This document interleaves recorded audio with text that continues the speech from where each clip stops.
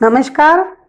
आज हम कक्षा 12 की हिंदी अनिवार्य की सृजन पाठ्य पुस्तक से अध्याय 3 नीति के दोहे रहीम का अध्ययन करेंगे। आइए देखते हैं रहीम का जीवन परिचय। रहीम का जन्म सन 1556 ईस्वी में हुआ था और इनकी मृत्यु 1626 ईस्वी में हुई थी। रहीम का पूरा नाम अब्दुल रहीम खान खाना था। इनके पिता बैरम खान ने मुगल बादशाह हुमायूं की मृत्यु के बाद अकबर के संरक्षक का दायित्व निभाया था। रहीम बचपन से ही साहित्य प्रेमी और बुद्धिमान थे। उन्हें अपने माता पिता से वीरता, राजनीति, दानवीरता तथा काव्य जैसे गुण विरासत में मिले थे। रहीम का व्यक्तित्व बहुत प्रभावशाली था। वे सामंजस्यवादी थे। श्री कृष्ण के प्रति भी उनकी अथाह श्रद्धा थी। उन्होंने अपने काव्य में रामायण, महाभारत, पुराण तथा गीता जैसे ग्रंथों के कथानकों एवं पात्रों का भी बखूबी उल्लेख किया है।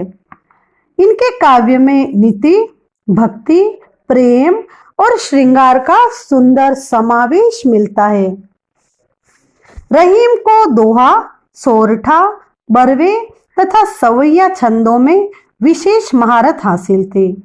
इनकी प्रमुख कृतियां क्या है? इनकी प्रमुख कृतियां हैं दोहावली, बरवे नायिका भेद, रास पंचाध्यायी, मदनाष्टक तथा नगर शोभा। अपने अनुभवों को उन्होंने जिस सरल शैली में व्यक्त किया वह अद्भुत है। पाठ परिचय देखिए। प्रस्तुत पाठ में चयनित रहीम के दोहों द्वारा हमें परोपकार, सज्जनता, पर दुख कातरता, स्वाभिमान एवं लोक व्यवहार की सीख मिलती है। दीनों पर दया करने वाला दीन बंधु भगवान तुल्य होता है। मांगने से मनुष्य की महत्ता घटती है।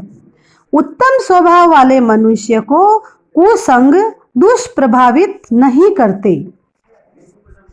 सज्जन परोपकार के निमित्त ही संपत्ति का संग्रह करते हैं। धनी पुरुष निर्धन होने पर अपने अतीत की चर्चा ऐसे करते हैं जैसे आश्विन मास के जल विहीन बादल गरजते हैं। अच्छे लोगों के रूठने पर उन्हें मना लेना चाहिए। आंख से निकलने वाले आंसू घर भेदी की तरह हमारी व्यथा को जग जाहिर कर देते हैं। काम पड़ने व काम निकलने पर लोगों का व्यवहार भिन्न भिन्न होता है। आइए देखिए इन दोहों की व्याख्या देखते हैं। पहला दोहा देखिए। रहीमन देखी बड़ेन को लगो न दीजिए डारी, जहां काम आवे सुई कहा करे तलवारी। देखिए इस दोहे का प्रसंग देखते हैं। प्रस्तुत दोहा रहीम द्वारा रचित नीति के दोहे शीर्षक से लिया गया है। इसमें बड़ों के साथ ही छोटों के प्रति उचित व्यवहार करने का भाव व्यक्त हुआ है। देखिए व्याख्या। रहीमन देखी बड़े न को लगो न दीजिए डारी। कवि रहीम कहते हैं कि बड़ों को देखकर छोटों का त्याग मत कीजिए।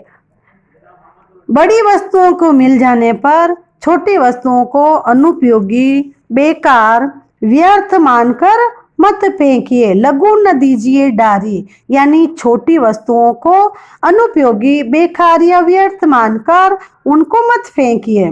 क्यों? क्योंकि जहां काम आवे सुई कहा करे तलवारी।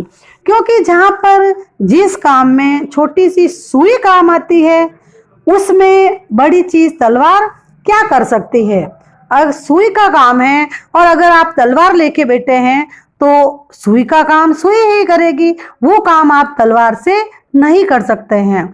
कोई जैसे किसी कुछ सिलाई करनी है और आपके पास तलवार है, लेकिन सिलाई किसके द्वारा की जा सकती है? सुई, चाहे वो कितनी ही छोटी हो। अपना काम वो उसी के द्वारा हो सकता है। तो हमें बड़ी चीज आने पर या बड़े किसी से दोस्ती होने पर छोटे को हमें नहीं छोड़ना चाहिए,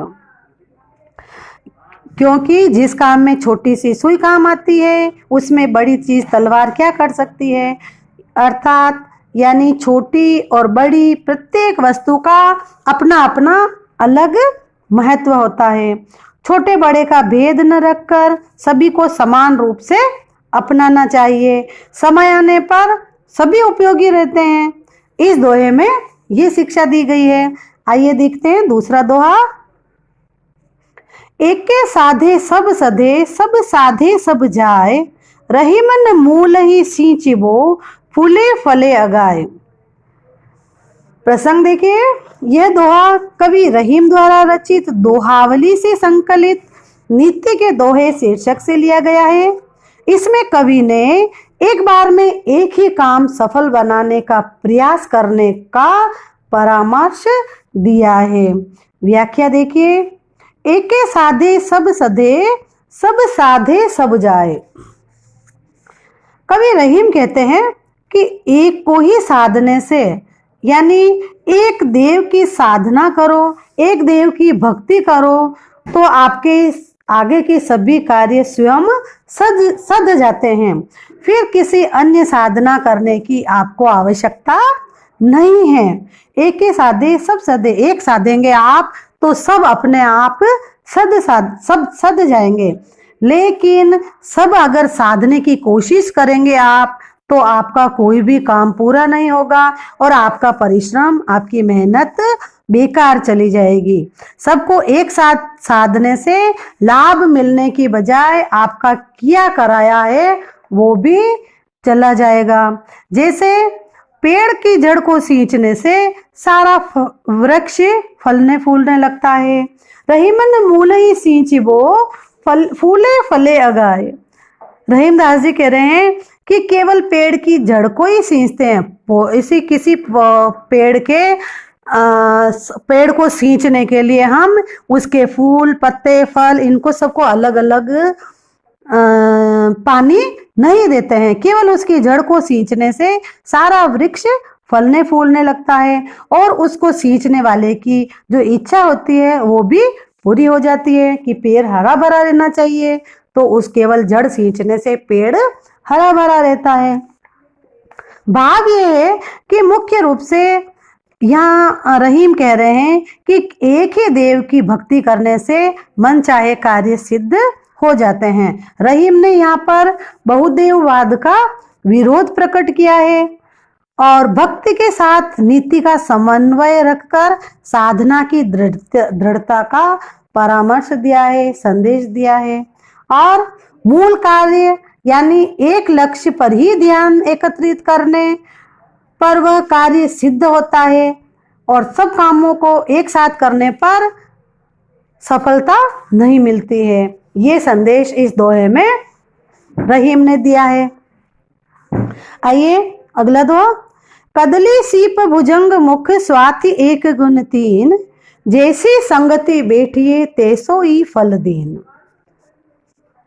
प्रसंग देखिए, ये दोहा कवि रहीम द्वारा रचित दोहावली से संकलित है। इसमें मनुष्य को सोच समझकर संगति करने का परामर्श दिया गया है कि आप संगत करो किसी की तो सोच समझकर किसी की संगति कीजिए। व्याख्या देखिए इसमें। कदली सीप भुजंग मुख, स्वाति एक गुण तीन। कदली केला, सीप सीपी जो समुद्र में पाई जाती है सीप, और भुजंग का मतलब होता है सर्प या सांप। कवि रहीम कहते हैं कि केला, सीपी और सर्प, इन तीनों के मुख में जब स्वाति नक्षत्र के समय बरसा हुआ जल गिरता है तो वो जल इन तीनों में अलग अलग परिणाम देता है।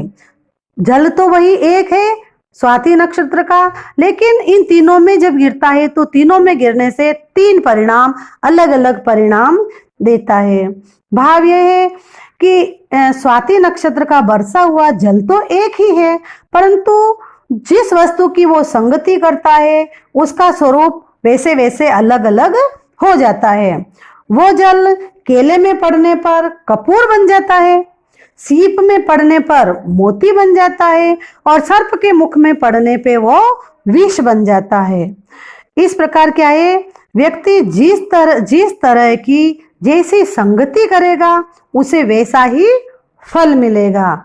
जैसी संगति वैसा उसके ऊपर प्रभाव पड़ेगा और वैसा परिणाम निकलेगा। यानी अच्छे की संगति से अच्छा और दुष्ट की संगति से व्यक्ति दुष्ट बनेगा। यहाँ पर संगति का महत्व बताकर सत्संगति करने का कवि ने संदेश दिया है। आइए देखते हैं अगला दोहा। काज परे कुछ और है, काज सरे कछु और, रही मन भंवरी के भय, नदी सिरावत मोर। देखिए इसका प्रसंग, ये दोहा कवि रहीम द्वारा रचित दोहावली से संकलित तथा नीति के दोहे से उद्धृत है। इसमें संसार की स्वार्थपरता का उल्लेख किया गया है। व्याख्या देखते हैं इसमें।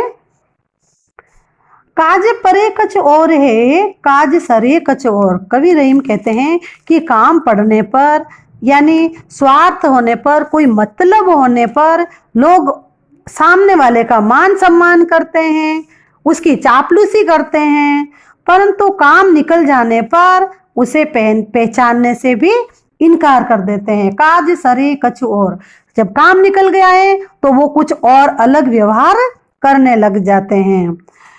कैसे कि जैसे रहीमन भंवरी के भय, नदी सिरावत मोर। कैसे करते हैं कि देखिए स्वार्थी व्यवहार, ये आम बात है कि जैसे विवाह होता है उस समय दूल्हे के विवाह के समय मोर को सिर पे धारण कराया जाता है। मोर को दूल्हा सिर पर धारण करता है, परंतु जैसे ही विवाह हो जाता है और उस मोर को नदी में बहा दिया जाता है। क्यों? काम हो गया, विवाह हो गया, विवाह के समय उसको सिर पे धारण कर लिया। यानी जब काम है किसी व्यक्ति से अपना मतलब निकलवाना है, उस समय उससे अच्छे अच्छे बोल लिए, उसका मान सम्मान कर लिया, उसकी चापलूसी कर ली, और जैसे ही अपना मतलब निकला, अपना स्वार्थ पूरा हुआ, काम हो गया अपना, और व्यक्ति का व्यवहार बदल जाता है एकदम से। ये यहाँ पर क्या है, मोर से आशय है विवाह के अवसर पर जो दूल्हे के सिर पर पहना जाता है, सेहरा, पगड़ी, मुकुट, तुरा कलंगी, सिरपेच, ये चीजों से है। आइए अगला दोहा। जो रहीम उत्तम प्रकृति, का करी सकत कुसंग, चंदन विष व्यापत नहीं, लपटे रहत भुजंग। देखिए इसका प्रसंग, ये दोहा कवि रहीम द्वारा रचित नीति के दोहे शीर्षक से लिया गया है। इसमें उत्तम स्वभाव वाले लोगों की विशेषता बताई गई है। देखिए व्याख्या। जो रहीम उत्तम प्रकृति, का करी सकत कुसंग। रहीम कहते हैं कि जो उत्तम प्रकृति के लोग होते हैं, अच्छे स्वभाव वाले लोग होते हैं, अच्छे चरित्र वाले लोग होते हैं, मजबूत प्रकृति के लोग होते हैं, उनका कुसंगति क्या कर सकती है? का करी सकत कुसंग, उसका कुसंगति क्या कर सकती है? यानी उन पर कुसंगति का, बुरी संगत का कोई प्रभाव नहीं पड़ता है, क्योंकि उनका चरित्र विकारहीन होता है, उनमें खुद में ही कोई उनका विकार नहीं है, अच्छा चरित्र है, तो वो क्या है, कुसंगति का उनके ऊपर असर नहीं होता है। देखिए कैसे नहीं होता है। चंदन विष व्यापत नहीं, लपटे रहत भुजंग। जैसे चंदन के वृक्षों पर सांप लिपटे रहते हैं, सांप में क्या होता है, विष, लेकिन उन पर सांपों के विष का कोई असर नहीं होता है। चंदन का पेड़ वो का वो कीमती रहता है। क्यों? क्योंकि सांप लिपटे रहने पर भी सांप के विष का उस चंदन के पेड़ के ऊपर कोई असर नहीं पड़ता है। इसलिए इसी तरह उत्तम स्वभाव के व्यक्ति अपने सच चरित्र पर, अपने अच्छे चरित्र पर अटल रहते हैं, और वो अपने सच चरित्र से दूसरों को भी लाभान्वित करते हैं। उत्तम प्रकृति वालों की विशेषता बताकर उनकी संगति करने का इस दोहे में भाव व्यक्त हुआ है। देखिए अगला दोहा। रूठे सुजन मनाइए जो रूठे 100 बार, रहीमन फिरी फिरी पोइए टूटे मुक्ताहार। प्रसंग देखिए इसका। ये दोहा कवि रहीम द्वारा रचित दोहावली से संकलित है। इसमें सज्जनों को बार बार अनुकूल बनाए रखने का परामर्श दिया गया है। व्याख्या देखिए इसकी। रूठे सुजन मनाइए जो रूठे 100 बार। कवि रहीम कहते हैं कि रूठे हुए सज्जनों को मनाना चाहिए, मना लीजिए।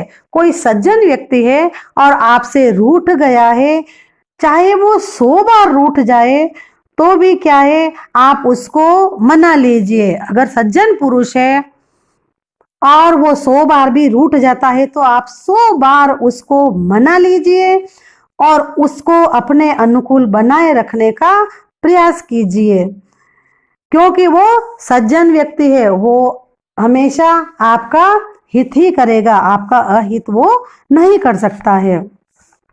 कैसे सज्जन व्यक्ति को रूठे हुए को मनाए कि जैसे देखिए, रहीमन फिरी फिरी पोइए टूटे मुक्ताहार, कि जिस प्रकार से मोतियों की माला है वो टूट जाती है और उसको हम फेंक नहीं देते हैं कि मोती की माला टूट गई है, मोती बिखर गए हैं तो इसको फेंक दो, अब हमारे कोई काम की नहीं है। नहीं, ऐसा हम नहीं करते हैं। हम उन मोतियों को वापस इकट्ठा करते हैं और फिर हार बनाते हैं और फिर अपने गले में धारण करते हैं।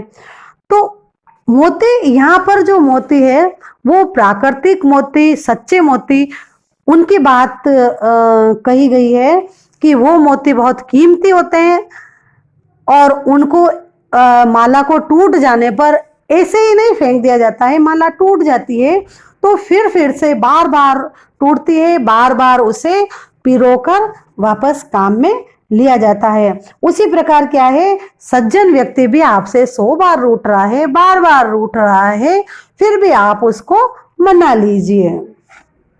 यहाँ पर सज्जनों की तुलना मोतियों के हार से की गई है। इससे उनकी महत्ता और उनसे संगति करने का भाव व्यक्त हुआ है। आइए देखते हैं अगला दोहा। तरुवर फल नहीं खात है, सरवर पियहि न पान, कही रहीम पर काज हित, संपत्ति संच ही सुजान। इसका प्रसंग देखते हैं। ये दोहा हमारी पाठ्य पुस्तक से कवि रहीम के दोहों से लिया गया है। रहीम के संकलित दोहे हैं, उनमें से लिया गया है। इसमें सज्जनों के द्वारा परोपकारी भावना रखने का वर्णन किया गया है। व्याख्या देखते हैं इसकी। तरवर फल नहीं खात है, सरवर पियहि न पान। कवि रहीम कह रहे हैं कि जिस प्रकार वृक्ष अपने फल नहीं खाते हैं और सरवर यानी तालाब अपना स्वयं का जल नहीं पीते हैं, उसी प्रकार सज्जन व्यक्ति परमार्थ के लिए, दूसरों की भलाई के लिए ही धन का संग्रह करते हैं और उस धन को परमार्थ के लिए खर्च करते हैं।